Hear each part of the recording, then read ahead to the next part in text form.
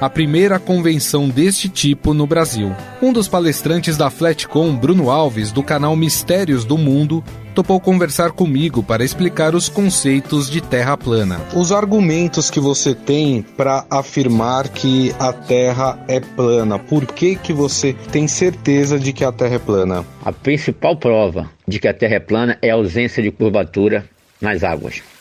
Obviamente que ela é plana, porém tem seus relevos, né? Então a gente tem relevo, a gente tem montanhas, a gente tem muita coisa na Terra. Mas nas águas ela é plana. Porque se a gente vive numa esfera de 40 mil quilômetros, quando elaboramos testes, ilhas que deveriam estar encobertas, respeitando esses cálculos de curvatura para uma esfera de 40 mil quilômetros, né, essa ilha deveria estar encoberta pela inclinação do horizonte e elas não estão.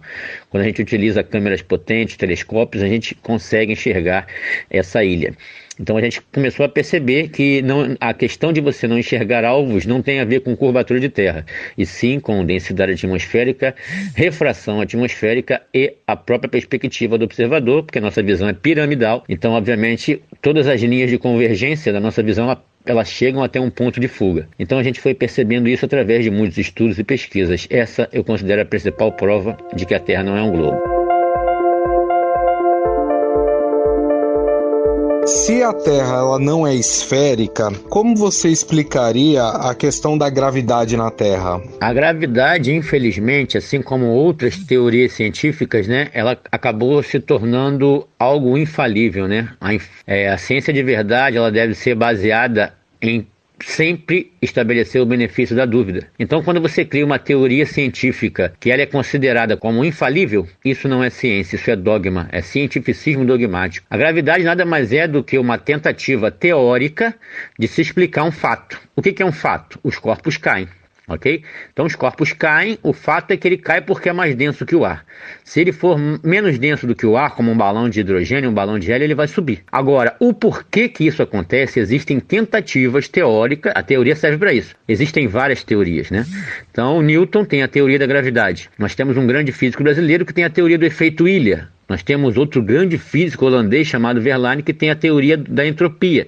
Então você tem muitas teorias que servem para explicar um fato observável, mas isso não significa que a teoria tem que ser transformada em lei. Nós temos inúmeros físicos, inúmeros que assinam contra a teoria da gravidade, contra a teoria da relatividade, mas infelizmente a ciência moderna virou dogma. A mecânica quântica, por exemplo, quando você vai para o nível micro, a gravidade não se enquadra, assim como a relatividade não se enquadra. Então estão tentando ainda estabelecer alguma coisa e criam, né, teorias como matéria escura e tudo mais, justamente por causa desse desenquadramento da gravidade com a realidade de que a gente observa, inclusive em exames laboratoriais. Gravidade é uma tentativa teórica de se explicar um fato observável.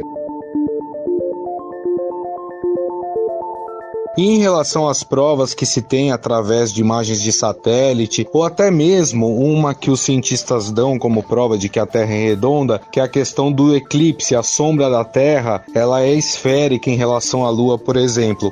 Como é que você explica essas provas dadas pelos cientistas? A partir do momento que a NASA começou a apresentar as imagens, né, a NASA e as outras agências espaciais, a gente tem uma das mais famosas, que é a Blue Marble, que ficou famoso aí quando foi colocada, a Terra vista do espaço e tudo mais.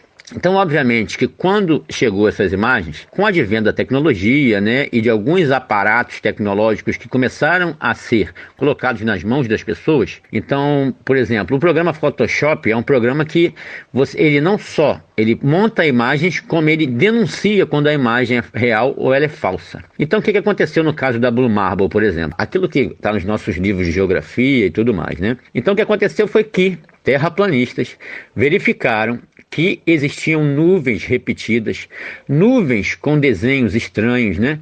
E começaram a verificar, essas nuvens estão todas iguais às outras, né? E aí começaram a denunciar, até que a NASA, a própria NASA, ela confessou que, como ela compila essas imagens, ok? Ela faz o seguinte, são aviões, de grandes altitudes, que vai mapeando, assim como o Google fez para estabelecer o Google Earth. Eles vão tirando várias fotografias e depois eles juntam essas fotografias e vão colocando ali num círculo. E as nuvens eles compilam, né, com computação gráfica para poder dar um aspecto mais bonito. Então não existe imagem real da Terra tirada do espaço. São várias fotos que eles colam num círculo e a própria NASA confessou isso. Quanto à questão do eclipse, aí que está o grande erro, né? É porque as pessoas foram acostumadas a entender que aquilo que acontece é a sombra da Terra na Lua. E não é. Não é porque através de vários experimentos observáveis, de vários eclipses, eu mesmo já fiz vários. Todos esses experimentos que eu estou dizendo para você, eu fiz vários, né?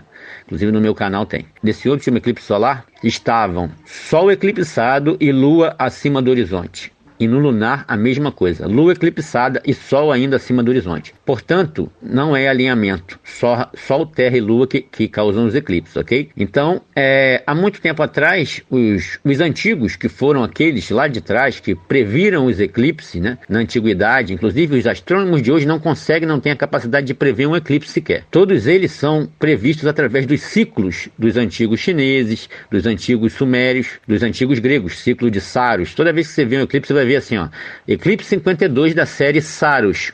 E aqueles povos antigos eram todos terraplanistas, e digo mais, eles estabeleciam que haviam outros corpos que causavam esses eclipses. Então eu fico com a sabedoria desses povos que compilaram os ciclos que hoje é utilizado pela astronomia moderna, porque eles não são capazes de prever um eclipse sequer, se não utilizar aqueles ciclos. Então, para tudo eles utilizam esses ciclos. Esse mês, né, se fala dos 500 anos que a esquadra de Fernão de Magalhães deu a volta ao mundo, né? Como você explica esse fato em relação à Terra plana? Seria possível também dar a volta ao mundo como ele fez? Que Fernão de Magalhães circunavegou a Terra, isso é fato. Existem registros históricos, assim como James Cook, assim como outros. Não foi só Fernão de Magalhães, teve vários outros. Inclusive James Cook fez 3. O que é engraçado, as pessoas dizer que isso prova que a Terra é um globo, é um absurdo, né? Porque qualquer um, né, que tiver em pleno gozo das faculdades mentais sabe que circunnavegar você faz num círculo. Portanto, a Terra é plana e circular. O que você faz se você sair de um ponto de uma ilha e dar a volta na ilha e sair do outro lado? O que você fez? Circunnavegou. Então, obviamente que as viagens de circunnavegações são completamente possíveis no modelo de Terra plana, não há problema nenhum nisso. Então, na realidade, o que vai me determinar as circunnavegações desses caras, se a Terra é um globo, é plana, é o tempo. A parte onde eles circunnavegaram é uma parte muito curta, porque você sabe, uma esfera ela é mais gorda no Equador e ela vai afinando conforme vai indo pro sul ou pro norte. E eles circunnavegaram na parte sul da Terra. Então, obviamente que seria o tamanho da Terra onde seria menor, onde eles fizeram essa circunnavegação, né? Próximo ali à Antártida, sempre pelo sul da América do Sul ali. O Fernão de Magalhães ainda passou por cima da Austrália, por debaixo da África para voltar para a Europa. Então, obviamente, que seria, assim, algo rápido. Por exemplo, Pedro Álvares Cabral, ele saiu de Portugal e passou pela parte maior da esfera, que é o Equador, e chegou no Brasil em 21 dias. Assim também Fernão de Magalhães fez. Chegou a portar na Baía de Guanabara, ok? Em semanas. Então, engraçado que na parte mais gorda da Terra, que é o Equador, que é o trajeto da Europa até o Brasil, eles fazem isso em semanas. E para circunnavegar, sabe quanto tempo eles levaram? A parte que é pequena da Terra, 3 anos. Toda viagem de circunnavegação, tanto de Fernão de Magalhães quanto de James Cook, a média